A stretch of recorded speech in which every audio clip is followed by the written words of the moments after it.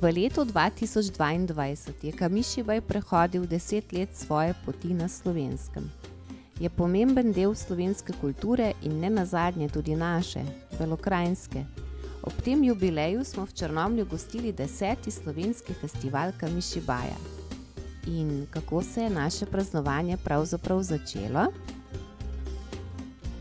Na predvečer dogajanja smo na Petrovem trgu odprli ulično razstavo na panojih z naslovom 10 let Kamišibaja na Slovenskem. Prireditev so s svojimi Kamišibaji predstavami obogatili udeleženci delavnice Moj prvi Kamišibaj. Na sobotno dopoldne smo slovesno odprli festival. Vse ljubitelje tovrstne umetnosti sta pozdravila župan občine Črnomelj Andrej Kavšek in državna selektorica za Kamišibaj gledališče Silva Karim. Sledile so Kamišibaj predstave za otroke. Popoldanski del dogajanja se je ravno tako začel s 13 predstavami za otroke. Kamišibaj predstave so bile polne humorja, obogatene s čudovitimi ilustracijami in pripovedjo v marsikaterem slovenskem narečju.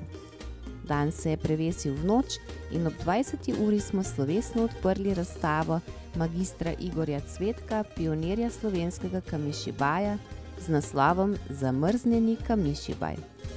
Zatem je sledil še Kamišibaj program za odrasle. Predstavilo se je zadnjih 13 predstav, ki so bile tako kot preostale izbrane na regijskih festivalih.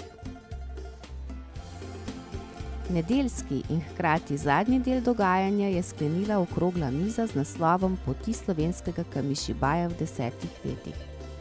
Okrogli mizi je sledila podelitev posebnih nagrad in Zlatega Kamišibaja 2022.